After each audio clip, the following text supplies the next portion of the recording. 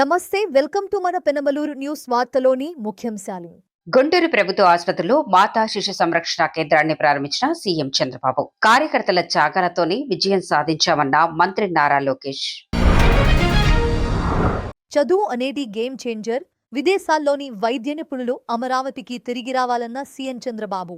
రాష్ట్రంలో ఆధునిక సాంకేతికత అందిపుచ్చుకొని ప్రజారోగ్యానికి పెద్దపీట వేసేలా సంజీవని కార్యక్రమం ప్రారంభించనున్నట్లు ముఖ్యమంత్రి చంద్రబాబు నాయుడు తెలిపారు.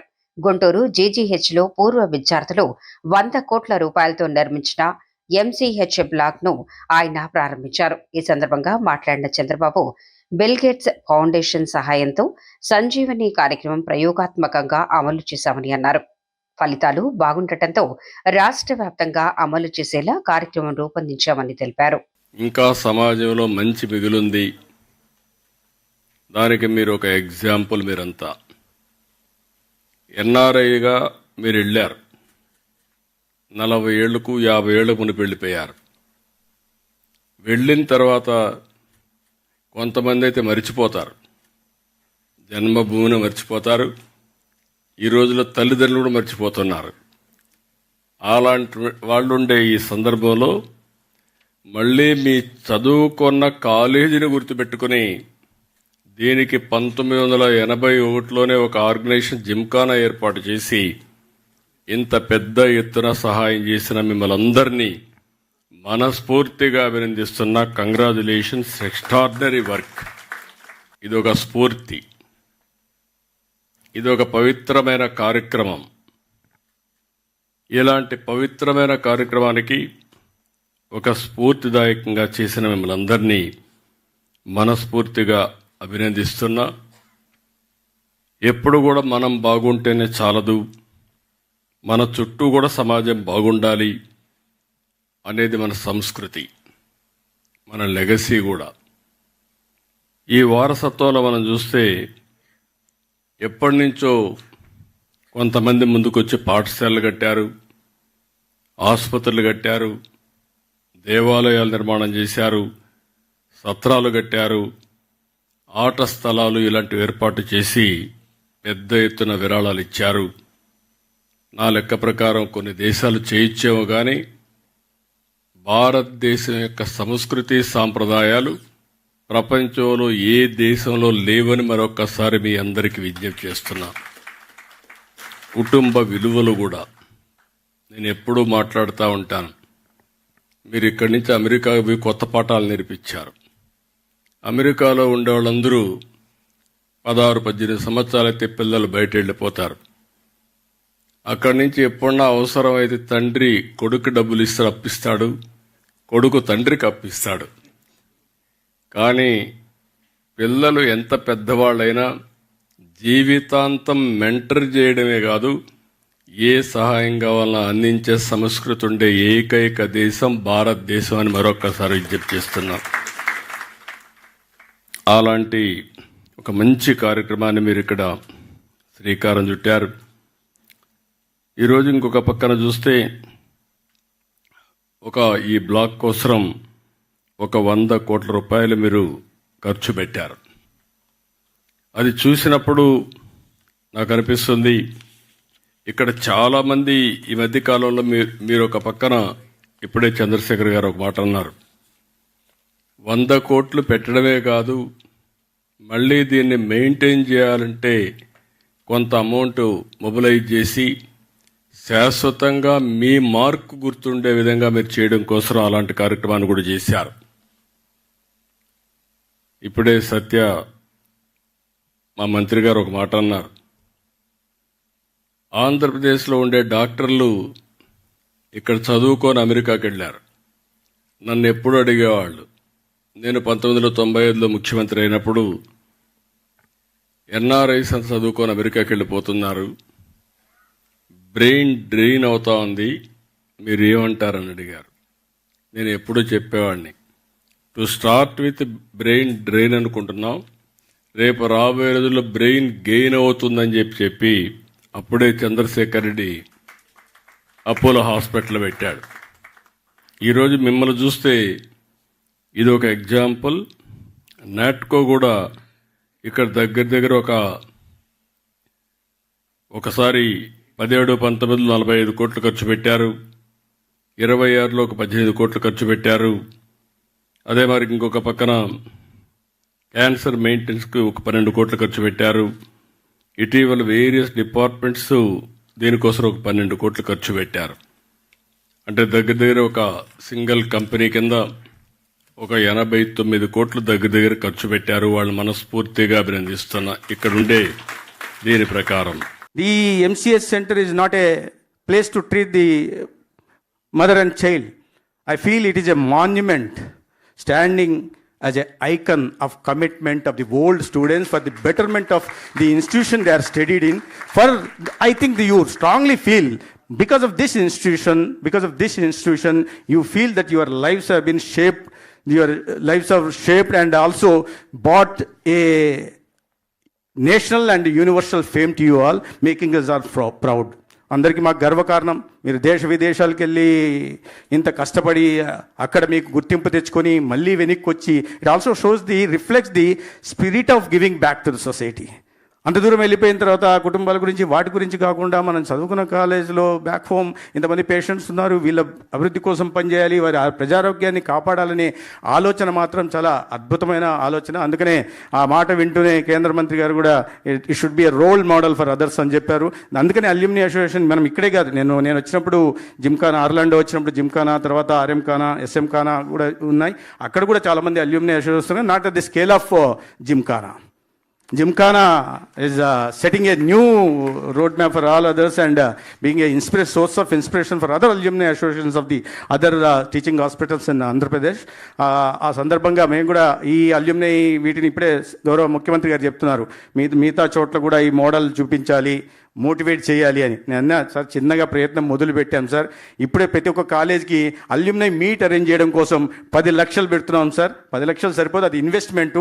ముందు వాళ్ళని ఒక చోట చేరేలాగా చేసి కొద్దిగా మోటివేట్ చేసిన తర్వాత మళ్ళీ 10 లక్షలకు 10 లాగాలని ప్రయత్నం చేస్తున్నాం సార్ అని నేను ఇప్పుడే ముఖ్యమంత్రి గారికి చెప్పాను. లేదు, ఎంకరేజ్ చేయాలి వీటిని. మిగతా కాలేజీలు కూడా ఓల్డ్ టీచింగ్ హాస్పిటల్స్ ఏమున్నాయో పర్టికులర్గా దాని మీద మీరు ఫోకస్ చేయండి అని వారు చెప్పడం జరిగింది. అదేవిధంగా ప్రయత్నం చేస్తున్నాం. నేను ఆర్లాండో వచ్చిన సందర్భంగా కలిసినప్పుడు రామకోటేశ్వరరావు గారు, బాబులరెడ్డి గారు, రవి గారు అందరూ కలిసిన తర్వాత ఆ రోజు సమావేశంలో బిల్డింగ్ అయితే మేము ఏదో చేసి కంప్లీట్ చేస్తాం, కానీ దానికి కావాల్సిన ఎక్విప్మెంట్, ఫర్నిచర్ కావాలి కదా, దానికి మరి ఆలోచించాలన్నారు. నేను వచ్చిన తర్వాత గౌరవ ముఖ్యమంత్రి గారి దృష్టికి తీసుకెళ్తే వెంటనే ప్రభుత్వం దానికి కావాల్సిన 27 కోట్ల ఎక్విప్మెంట్కి కానీ ఫర్నిచర్ కావాల్సిన మంజూరు చేసి ఒక పూర్తి స్థాయి ఎంసీహెచ్ హాస్పిటల్ ఇక్కడ సెంటర్ నడిచేలాగా వారు ఆదేశాలు ఇవ్వడం జరిగింది. ఇవన్నీ నేను ఇవాళ ఎంఎంఆర్ గురించి మాట్లాడుతున్నారు. దాని ముందు వచ్చిన మాట చెప్పాలి. ఎప్పుడు 2016లో ఇనిషియేట్ చేసి 2018లో భూమి పూజ చేసిన తర్వాత ఒక కారణం చెప్పారు బాబులరెడ్డి గారు. మధ్యలో కరోనా వచ్చింది కాబట్టి కరోనా రావడం వల్ల కాస్త ఆగిందని. కేవలం కరోనా మాత్రమే కాదు, అదే 2019లో ఇంకో వైరస్ కూడా ఈ రాష్ట్రానికి వచ్చింది బాబురెడ్డి గారు. దాని కారణంగా ఇంకా ఆలస్యమైంది. లేకపోతే ఇది 2022కో 2023కో కంప్లీట్ కావాల్సింది. మళ్ళీ ముఖ్యమంత్రి గారు ఎవరైతే భూమి పూజ చేశారో మరి వాళ్ళు వచ్చి ప్రారంభించే పరిస్థితి ఉంది. అయితే నేను ఎందుకు ఈ మాట అంటున్నా అంటే, ఎంఎంఆర్ గురించి మాట్లాడారు. మనం ఎంఎంఆర్ మన గతంలో 14-19 మధ్య ప్రజారోగ్యం పట్ల తీసుకున్న చూపిన శ్రద్ధ కారణంగా కానీ, లేదా 20 నెలల్లో ప్రత్యేకంగా ప్రతి 15 రోజులకు ఒకసారి ముఖ్యమంత్రి గారు పిలిచి రివ్యూ చేసి ఒక్కొక్క దాని మీద డిస్కస్ చేయడం, గైడ్ చేయడం కారణంగా ఇవాళ ఎంఎంఆర్ని 40 నుంచి for 1 lakh population we could bring it down to 30 now, as against the national average of 97, and the nation has set a target of 70 in SDGs by 2030. Now we are already 30.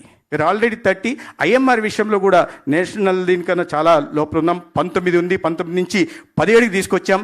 కానీ మా Swarnandhra vision డాక్యుమెంట్లో గౌరవ ముఖ్యమంత్రి గారు ఒక టార్గెట్ని పెట్టారు. IMR 1000 లైబర్స్ 5 లోపలికి తీసుకురావాలని ఆ దిశగా ప్రయత్నం చేస్తున్నాం. అయితే ప్రభుత్వం గౌరవ ముఖ్యమంత్రి గారి నాయకత్వంలో తీసుకుంటున్న చర్యలకి ఖచ్చితంగా మీరు ఇవాళ చేస్తున్న పని సప్లిమెంట్ చేస్తుంది, కాంప్లిమెంట్ చేసుకుంటుంది. రాబోయే రోజుల్లో స్వర్ణాంధ్ర విజన్ డాక్యుమెంట్లో ఏదైతే లక్ష్యాన్ని నిర్దేశించుకున్నామో దాన్ని ఖచ్చితంగా చేరుతీర్తాం. ఒక ఆరోగ్య ఆంధ్రప్రదేశ్ని హెల్దీ వెల్దీ హ్యాపీ ఆంధ్రప్రదేశ్ నిర్మాణం చేస్తాం. మీలాంటి వదాన్యుల సహకారం ఉన్నంత వరకు, మీ గైడెన్స్ ఉన్నంత వరకు, ముఖ్యమంత్రి గారు లాంటి మార్గదర్శనంలో ఖచ్చితంగా చేసే ప్రయత్నం చేస్తాం. నేను చెప్పినట్టుగా ఈ 18-20 నెలల్లో చాలా మార్పు ఆరోగ్య రంగంలో చాలా మార్పు తీసుకురాగలిగాం. ఈ ఆబ్సెంటిజంని 8 నుంచి 12% తగ్గించగలిగాం. ఓపీ సర్వీసులని 14% పెంచగలిగాం. ఐపీ సర్వీసుల్ని 15% పెంచగలిగాం. మా ఈ ఇండియన్ పబ్లిక్ హెల్త్ స్టాండర్డ్స్ ప్రకారం కన్నా వాళ్ళు పెట్టిన టార్గెట్స్ కన్నా ఎక్కువ రీచ్ అయ్యాం. మొన్న డిసెంబర్ మంత్ని మేము ఈ టీచింగ్ హాస్పిటల్ 17 టీచింగ్ హాస్పిటల్ తీసుకుంటే as against the target of 100, the OP services have gone up to 140, IP services have gone up to 144%, and the diagnostic lab and diagnostic tests gone up by whopping 250%. Surgeries gone up by 152%.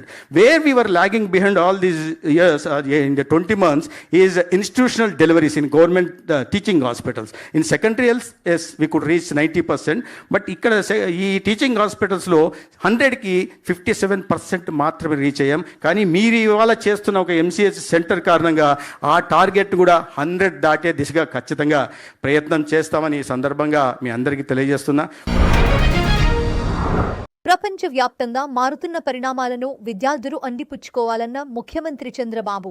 భవిష్యత్ భారతదేశం ఎలా ఉండబోతోందనే అంశంపై విద్యార్థులు కూడా అవగాహన పెంచుకోవాలని ముఖ్యమంత్రి చంద్రబాబు సూచించారు. చిత్తూరు జిల్లా గుడిపల్లి మండలంలో అగస్య విద్యాచల్ అకాడమీ ప్రాంగణంలో నూతనంగా ఏర్పాటు చేసిన టీచర్ల ట్రైనింగ్ సెంటర్ను ముఖ్యమంత్రి ప్రారంభించారు. 3 కోట్ల రూపాయల వ్యయంతో 11,000 చదరపు అడుగుల విస్తీర్ణంలో ఈ ట్రైనింగ్ సెంటర్ ఏర్పాటు చేశారు. ఏడాదికి 5,000 మంది టీచర్లు, స్కూల్ లీడర్లను తీర్చిదిద్దేలా శిక్షణ ఇవ్వనున్నట్లు అగస్య విద్యాచల్ అకాడమీ ప్రతినిధులు తెలిపారు. ఒక బెస్ట్ ఇన్నోవేషన్ సెంటర్ మనం స్టార్ట్ చేస్తాం కుప్పంలో. మీరు సహకరిస్తే నన్ను అడిగారు. ఆ రోజు నేను ఆలోచించి కాన్సెప్ట్ అడిగాను. కాన్సెప్ట్ చెప్పారు. ఆ కాన్సెప్ట్ని ఇక్కడ 20 సంవత్సరాలుగా ప్రయోగాలు చేసి దీనికి కావలసిన ఫండ్స్ కూడా, ఇది ఒక నాన్ ప్రాఫిట్ ఆర్గనైజేషన్. అదే సమయంలో ఎవరెవరు ముందుకు వస్తారో వాళ్ళందరితో మాట్లాడి ఇప్పుడైతే వన్ ఆఫ్ ది బెస్ట్ సెంటర్గా ఇండియాలో ఇలాంటి సెంటర్ ఎక్కడా ఉండదు. దగ్గర 180 ఎకరాల భూమి,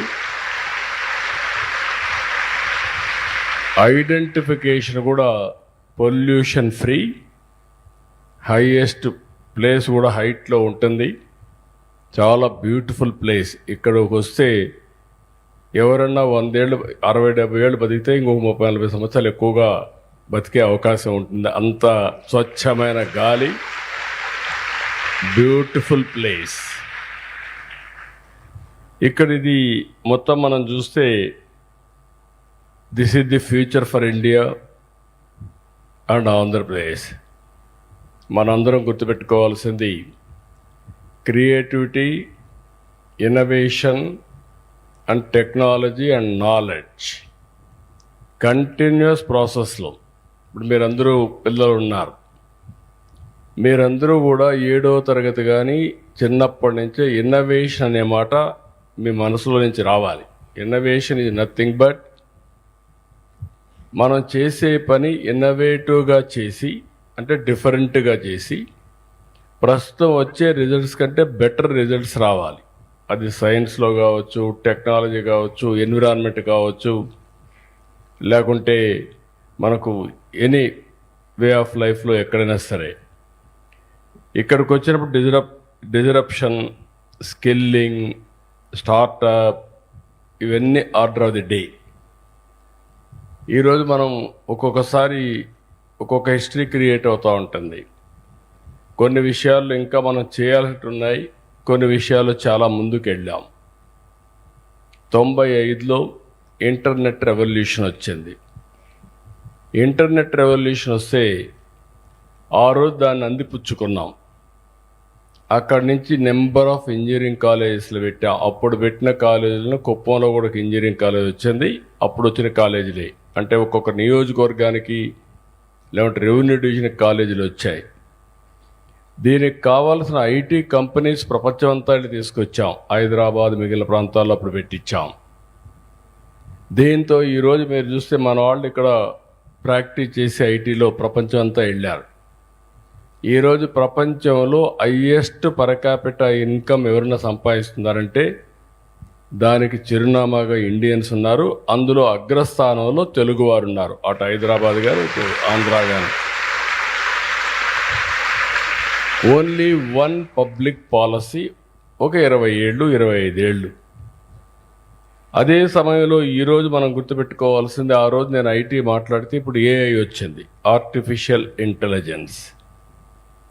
తొందరలోనే first time Nvidia and also government of Andhra Pradesh స్వచ్ఛంద సంస్థలు. ఒకప్పుడు నేను హైదరాబాద్లో ఐఎస్బి పెట్టాను. అది కూడా ఫార్చ్యూన్ 500 కంపెనీస్ కలిసి వచ్చారు. వాళ్ళు కూడా ఇదే మాదిరిగా నేనే వాళ్ళని పిలిపించి వేరే ప్రాంతాలకు పోతా ఉంటే కాదు హైదరాబాద్కి రమ్మన్నా వచ్చారు. అది business management, one of the best business management ISB ఈరోజు. అలాంటి కోవలోనే ఈ అగస్తా ఫౌండేషన్ కూడా, అగస్తా ఇంటర్నేషనల్ కూడా ఉంది. అయితే ఇక్కడ నేను మిమ్మల్ని అందరినీ కోరేది ఏంటంటే, ఇప్పుడు మనం చేయాల్సిన పని ఇన్నోవేటివ్గా చిన్నప్పటి నుంచి మీలో కానీ ఆలోచన విధానాల్లో మార్పు వస్తే మీకు చాలా బ్రైట్ ఫ్యూచర్ ఉంటుంది. ఇప్పుడు ఎవరికంటే కూడా మనం తక్కువ కాదు భారతీయులం.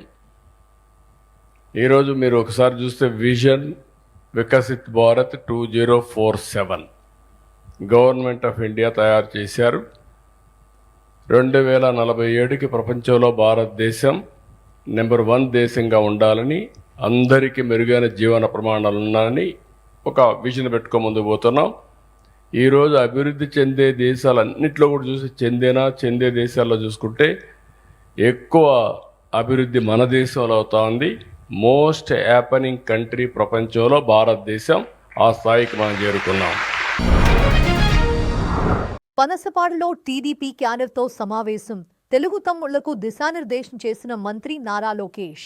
తెలుగుదేశం పార్టీలో కార్యకర్తలే హైకమాండ్ అని విద్యా ఐటీ శాఖ మంత్రి నారా లోకేష్ తెలిపారు. కార్యకర్తల అభిప్రాయాలు గౌరవిస్తామని, వారితో చర్చించిన తర్వాతే నిర్ణయాలు తీసుకుంటామని మంత్రి నారా లోకేష్ చెప్పారు. పార్టీ కార్యకర్తల త్యాగాల వల్లే 94% ఓట్లతో 164 సీట్లు సాధించామని ఆయన అన్నారు. కాకినాడ గ్రామీణ నియోజకవర్గ టీడీపీ నాయకులు పార్టీ కార్యకర్తలతో వనసపాడు గ్రామంలో సమావేశం నిర్వహించారు. వైఎస్ఆర్సీపీ నాయకులు చంపేస్తున్నా సరే జై చంద్రబాబు, జై తెలుగుదేశం అంటూ ప్రాణాలు కోల్పోయిన చంద్రయ్య కుమారుడికి ప్రభుత్వ ఉద్యోగం ఇస్తామని మంత్రి లోకేష్ చెప్పారు. మారుతున్న కాలానికి పార్టీ కూడా ఇవ్వాలి పోవాలని నేను చెప్పా. దాంట్లో ప్రధానంగా 6 శాసనాల గురించి నేను మాట్లాడా. దానిలో నాకు నా గుండెల్లో పెట్టుకునే శాసనం కార్యకర్తలే మా అధినేత అన్న శాసనం. నవీన్ ఈరోజు మాట్లాడుతూ ఒక మాట అన్నాడు, హైకమాండ్ చెప్పింది మనందరం వినాలని. నేను ఏకీభవించట్లేదు ఆ విషయం పైన. ఎందుకంటే మా హైకమాండ్ మా ముందల కూర్చున్న వారు. మీరు చెప్పింది మేము పాటిస్తాం. ఏ నిర్ణయం తీసుకున్నా కూడా మీ అభిప్రాయాలు తెలుసుకున్న తర్వాతనే తెలుగుదేశం పార్టీ ఆ నిర్ణయం తీసుకుంటుంది. మనం అందరూ ఒక పెద్ద కుటుంబం. కుటుంబం అన్నప్పుడు కలిసికట్టుగా ముందరికి వెళ్ళాలి. కుటుంబంలో కొన్నిసార్లు తగ్గాల్సిన అవసరం కూడా మనకుంటుంది. పార్టీ అంటేనే ఒక కుటుంబం. మనందరం మీకు అనుకూలంగా మీకు కావాల్సిన నిర్ణయాలు తీసుకునేదానికి మేమున్నాం ఇక్కడ. నేను క్రియాశీలక రాజకీయాల్లోకి వచ్చి 13 సంవత్సరాలైంది. వాస్తవంగా ఆ పసుపు చొక్కా చూసిన, ఆ పసుపు కండవ చూసిన, ఆ పసుపు జెండా చూసినా మనందరికి ఒక ఎమోషన్. నేను ఎన్నోసార్లు చెప్పా, మన పార్టీ ఏనుగు లాంటిది. కూర్చుంటే లేదు, లేస్తే పరిగెత్తదు. పరిగెడతాం మొదలు పెడితే ఎదురు ఎవరొచ్చినా తొక్కుంటా పోతుంది. కేసులు పెట్టారు, జైలుకు పంపించారు. మన అధ్యక్షులు చంద్రబాబు నాయుడు గారిని 53 రోజులు జైల్లో బంధిస్తే మీరు నాకు అండగా నిలబడ్డారు, మీరు నాకు భరోసా ఇచ్చారు. బాబు గారికి బెయిల్ వచ్చిన రోజు నేను కలిసా. ఆ రోజు ఆయన బయటకు వచ్చే ముందర ఇంకో మాట చెప్పా, సార్ ఎలాంటి పార్టీ మీరు తయారు చేశారో ఒక్కసారి మీకు చెప్పాలి. 53 రోజులు ఏ కార్యక్రమానికి పిలిపించినా, ఈ ప్రోగ్రాం చేయమనన్నా ఒక్కరు కూడా చర్చించలేదు, ఇచ్చిన పని చేసుకుని వచ్చారు. అందుకే మాకు ఒక ఎమోషన్ ఉంది సార్. అదే ఒక కుటుంబం అంటే. ఈరోజు మీ త్యాగాల వల్లనే 94% సీట్లలో మనం గెలుచుకుంటాం జరిగింది. నేను ఏనాడు ఊహించలేదు 175 స్థానాలకి 164 స్థానాలు మనం గెలుస్తామని. కానీ దాని వెనకాల ఒక కారణం కూడా ఉంది. గత ప్రభుత్వం చేసిన అరాచకాలు మనందరం చూసాం. పుంగనూరు నియోజకవర్గంలో ఒక తాత ఉన్నాడు. తాత పేరు తెలుసా? తెలియనోడు ఎవరున్నాడా? పంచాయత్ ఎన్నికల్లో నామినేషన్ వేయాలనుకున్నప్పుడు వాళ్ళు వచ్చి ఆయన కాగితాలు లాగితే మీసాలు మెలేసి తొడగొట్టి రా రా రా అని ఎదురు దాడి చేశాడే ఆ అంజిరెడ్డి తాతనే మీ లోకేష్ కి స్ఫూర్తి. పల్నాడు నియోజకవర్గంలో, పల్నాడులో ఏకంగా ఒక తల్లి ఉంది మంజుల. ఆమె పోలింగ్ బూత్ దగ్గర అండగా నిలబడుతుంది, తెలుగుదేశం పార్టీ కోసం పోరాడుతుందంటే వైకాపా నాయకులు దాడి చేశారు. ఆమెకి రక్తం కారుతున్నా భయపడకుండా కూర్చుని చివరి ఓటు పోలింగ్ అయిన తర్వాతనే తిరిగి హాస్పిటల్కి వెళ్ళింది ఆ తల్లి. ఆ మంజులానే మీ లోకేష్ కి స్ఫూర్తి. తోట చంద్రాన్ని మనం మరవకూడదు. మెడపై కట్టిపెట్టి వాళ్ళ నాయకుడికి జై కొట్టండి, వాళ్ళ పార్టీకి జై కొట్టు, నేను వదిలేస్తానని చెప్తే జై చంద్రబాబు, జై తెలుగుదేశం అని ప్రాణాలు కోల్పోయిన తోట చంద్రనే మనందరికీ స్ఫూర్తిగా నిలబడుతున్నారు. అందుకే తోట చంద్ర కొడుక్కి ప్రభుత్వ ఉద్యోగం ఇవ్వాలని నేను పట్టుబట్టా. కేబినెట్ లో క్లియర్ చేశాం, చట్టం కూడా చేశాం, అసెంబ్లీలో పాస్ అయింది. కౌన్సిల్కి వస్తే వాళ్ళు అడ్డు తిరిగారు. ఆనాడే చెప్పా, తోట చంద్ర విషయంలో అడ్డు రావద్దండి. వీడియో ఎవిడెన్స్ కూడా ఉంది, దీని వెనకాల ఒక కారణం ఉంది. ఎవరైతే మా కార్యకర్తలు చంపుతారో వాళ్ళ ఒక ఆలోచన ఉంది, ఆ పెద్దాన్ని చంపితే ఆ కుటుంబం బలీన పడుతుందని. అందుకే అలాంటి కుటుంబంలో ఒక ప్రభుత్వ ఉద్యోగం ఇస్తే రేపు మన వైపు చూసేదానికి ఎవరో ఒకరు భయపడతారు. అందుకే చట్టం తీసుకొచ్చాం. వచ్చే సెషన్ లో పాస్ చేసి తోట చంద్ర కొడుక్కి ఉద్యోగం ఇప్పించే బాధ్యత నేను తీసుకుంటానని ఈ సభాముఖ కార్యకర్తలకు హామీ ఇస్తున్నాను. మనం ఏం చదువుకున్నామన్నది కాదు, ఏం నేర్చుకున్నాం, ఏది అనుసరిస్తున్నామన్నదే ముఖ్యమని మంత్రి నారా లోకేష్ పేర్కొన్నారు. కాకినాడ జేఎన్టీయూలో నిర్వహించిన ముఖాముఖిలో విద్యార్థుల ప్రశ్నలకు మంత్రి సమాధానాలిచ్చారు. ఇంజనీరింగ్ కళాశాలల్లో రావాల్సిన మార్పులు, విద్యార్థులు అందిపుచ్చుకోవాల్సిన నైపుణ్యాలు, వ్యక్తిగత అనుభవాలను పంచుకున్నారు. సోషల్ మీడియా కంటే పుస్తక పఠనంపై దృష్టి పెట్టండి. అమ్మకు చెప్పలేని పని ఎప్పుడూ చేయకూడదని చాగంటి కోటేశ్వరరావు చెప్పిన మాటకు మనమంతా కట్టుబడి ఉందామని లోకేష్ పిలుపునిచ్చారు. జీవితంలో మనందరం కొన్ని నిర్ణయాలు తీసుకోబోతాం. ఆ నిర్ణయాలే మన జీవితాన్ని మార్చుతాయి. నేను కూడా నా జీవిత ప్రయాణంలో ఒక నిర్ణయం తీసుకున్నా, అది పాదయాత్ర చేస్తాం. పాదయాత్ర ద్వారా నాకు ఆంధ్ర రాష్ట్రం అర్థమైంది, ప్రజలు ఎదుర్కొంటున్న సమస్యలు అర్థమైంది, యువత ప్రభుత్వం నుంచి ఏం ఆశిస్తున్నారో నాకు అర్థమైంది. పాదయాత్రలో చాలా నేర్చుకుంది ఇప్పుడు మన ప్రభుత్వం అమలు చేస్తుంది. అంటే పాదయాత్ర పూర్తయింది,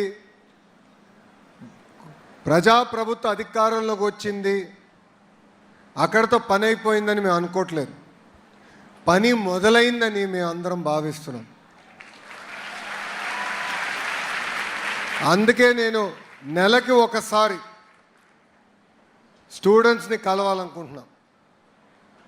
what are your aspirations, what are your dreams, and what is also your role in building our state.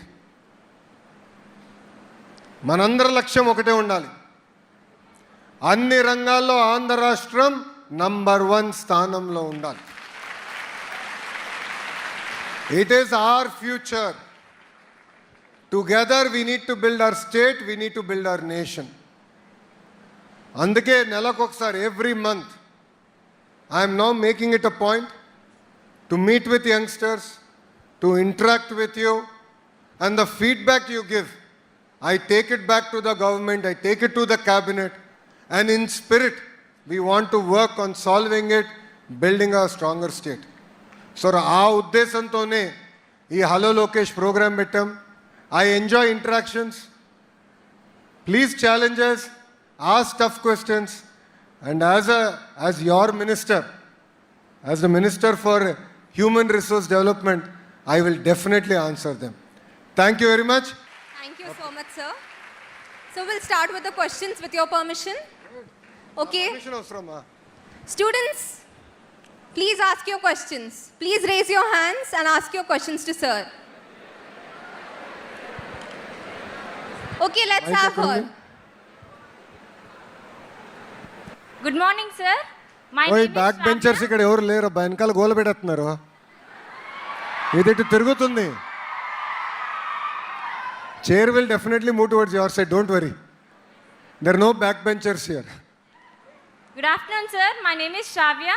I am studying BTech final year in civil engineering. నా క్వశ్చన్ ఏంటంటే గోదావరిలో చాలా వరదలు వస్తాయి సార్ ఎవ్రీ సంవత్సరం. కానీ ప్రభుత్వం కూడా చాలా సహాయక చర్యలు చేపడుతుంది. సో స్టూడెంట్స్గా మేమేం చేయగలం, మీ ఆలోచనలు ఏంటో చెప్పండి sir. Okay, before I answer that questions, ఇక్కడ ఎంతమంది సివిల్ ఇంజనీర్స్ ఉన్నారు? Computer science, so computer science అంతా ఇట్టే ఉంది. ఈసీఈ,